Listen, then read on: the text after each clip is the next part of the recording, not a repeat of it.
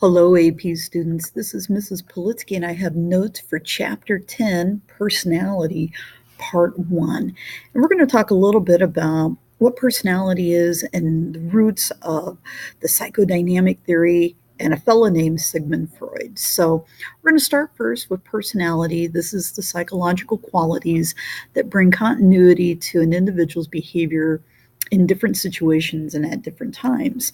And there are some different forces that shape our personality. And according to three major theories, personality is a continuously changing process shaped by our internal needs and cognitions and by external pressures from the social environment. So there are basically three big theories here.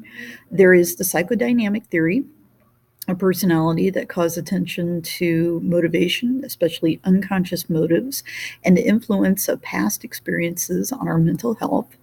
There is the humanistic theory that emphasizes our present subjective reality, what we believe is important now, and how we think of ourselves in relationship to others. And then finally, the social cognitive theory that comes out of research experiments in psychology rather than clinical practices.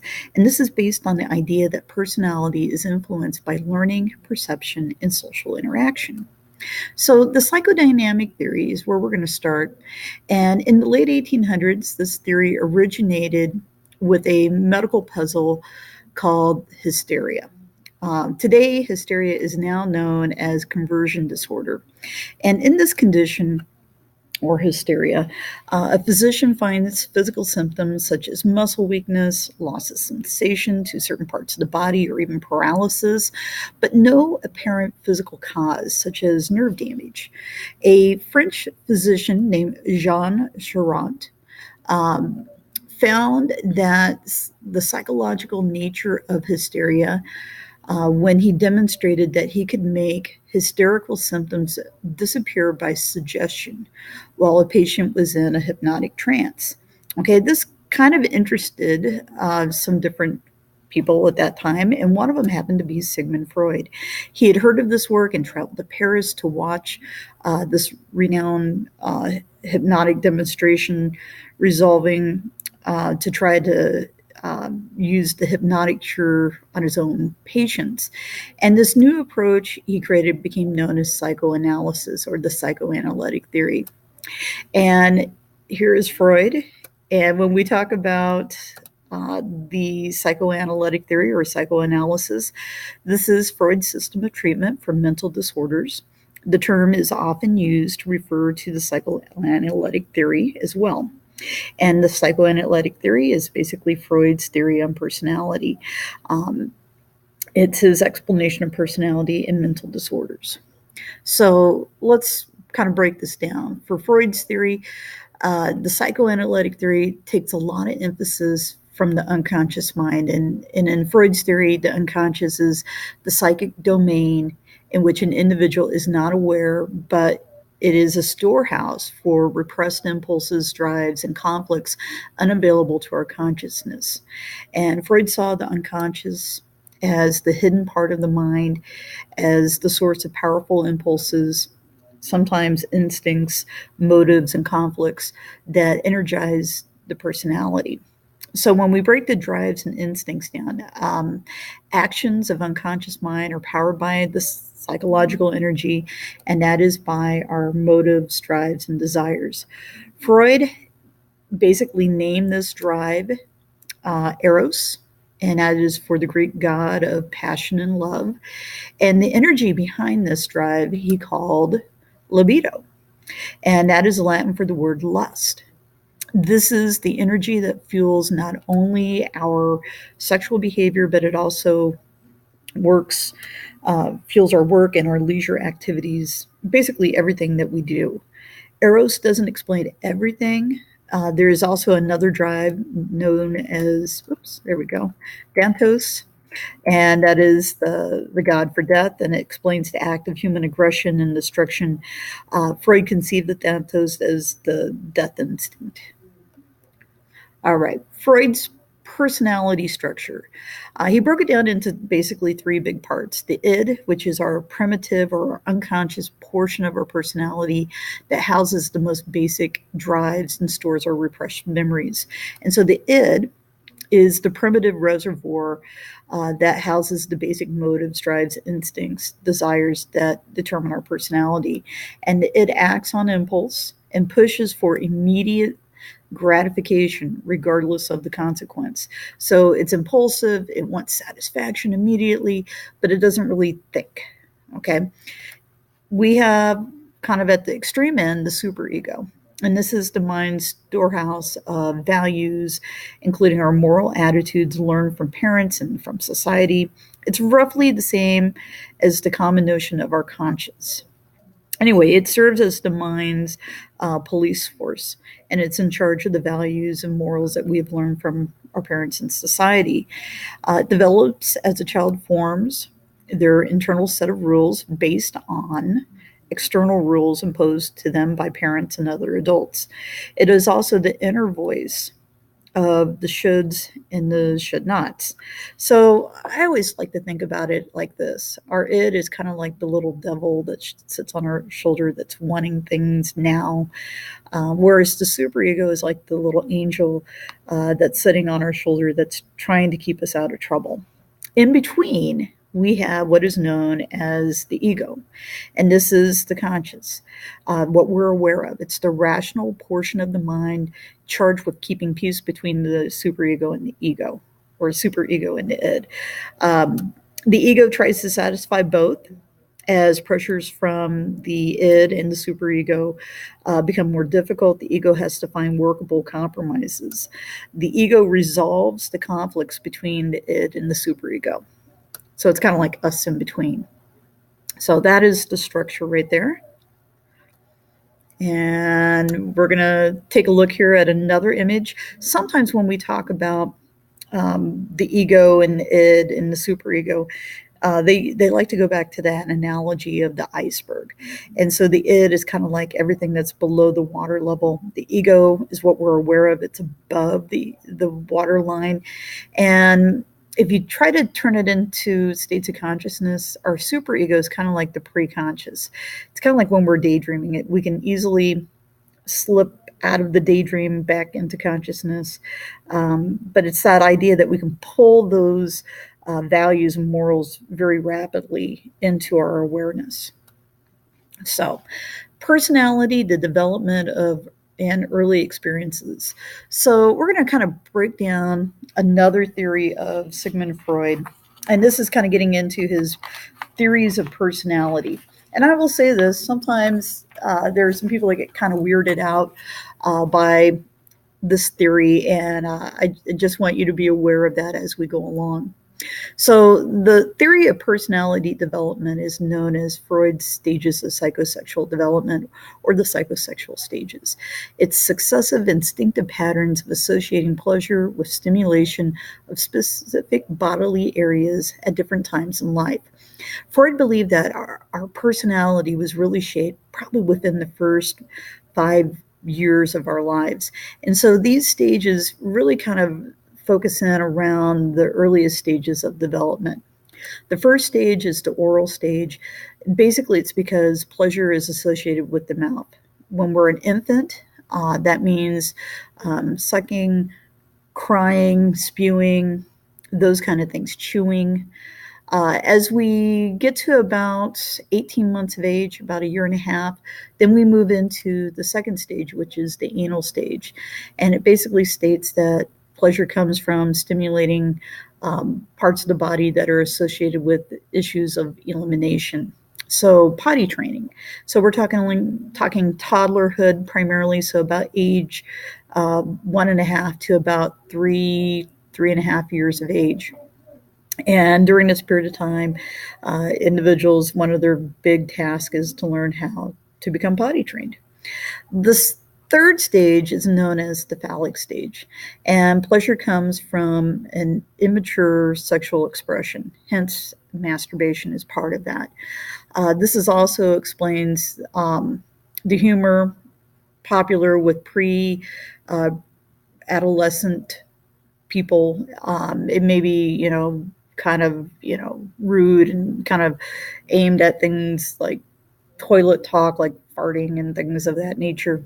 But nevertheless, if we get beyond those three, then we kind of move into a period of time which is relatively quiet, known as latency. And latency probably lasts roughly kind of from your tween years. Basically, it goes up until the time of puberty.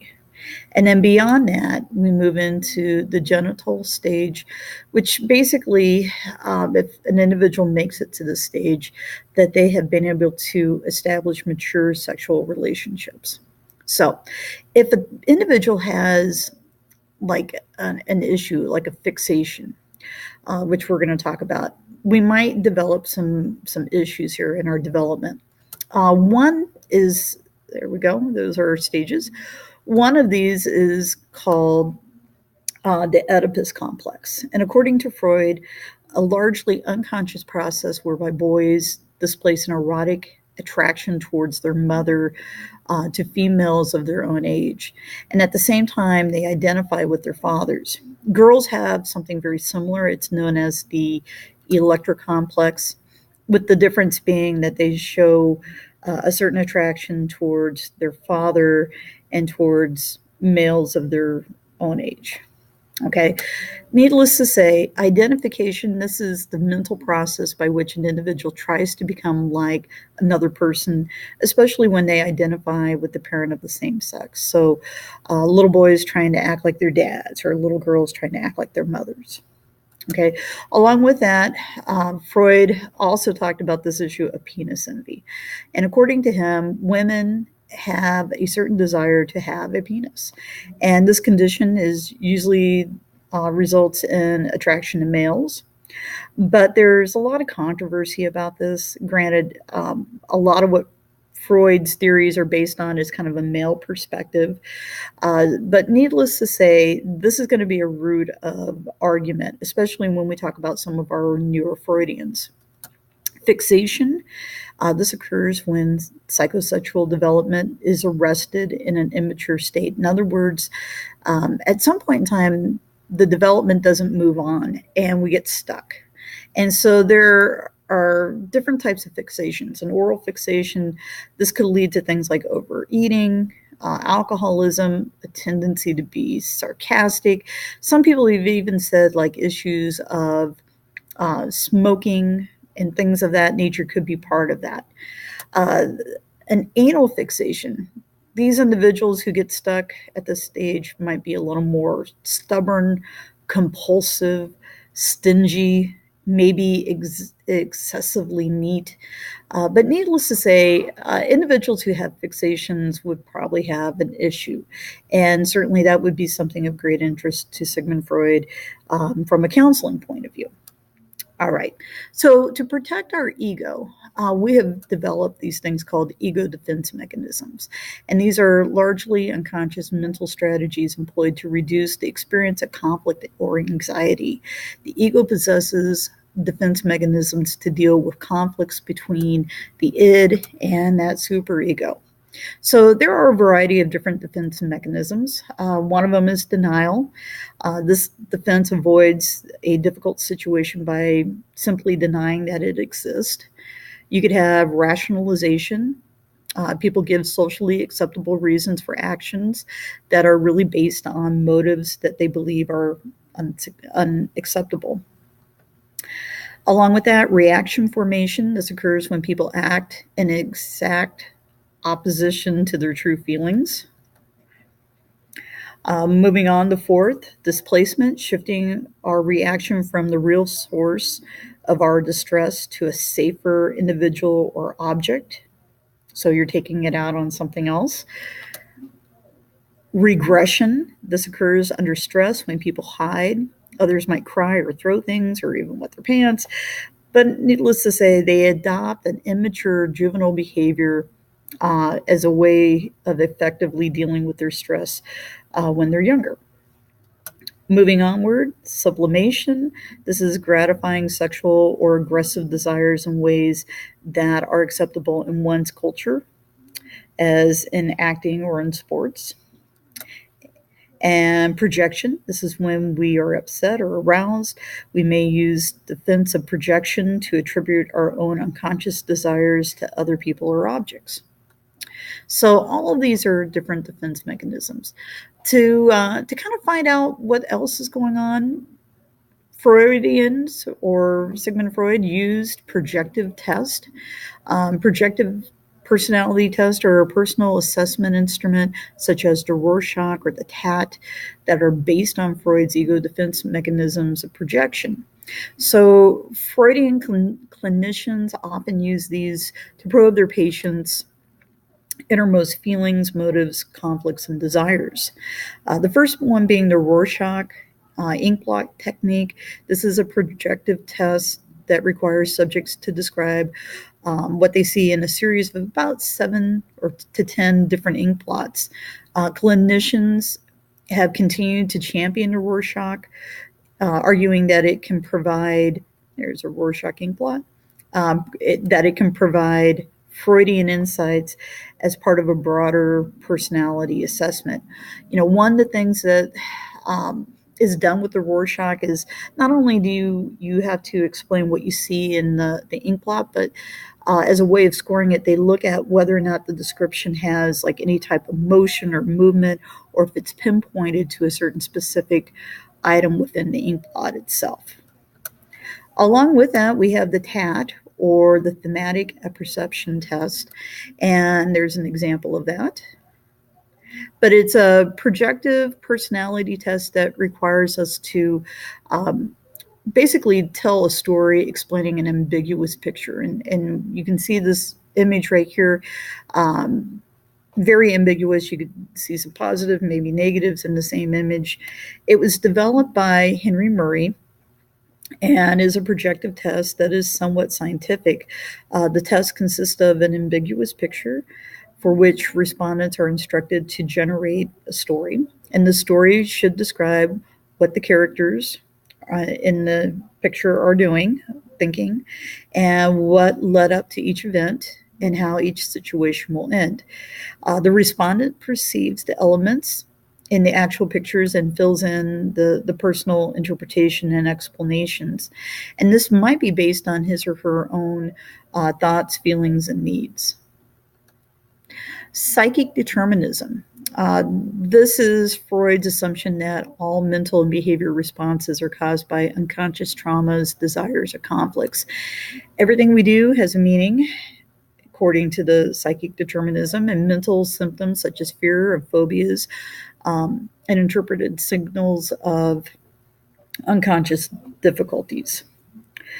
Freud, as far as his theories, there have been some people that have been very critical of that. Many of the Freudian concepts, for the most part, are very vague. The Freudian theory is a poor predictor of future responses because people might move on. Freud is biased against women, and the unconscious mind is not purposeful as maybe Freud believed. As far as like putting any of Freud's theories to the test, it is not testable in a scientific or experimental way. Thank you very much.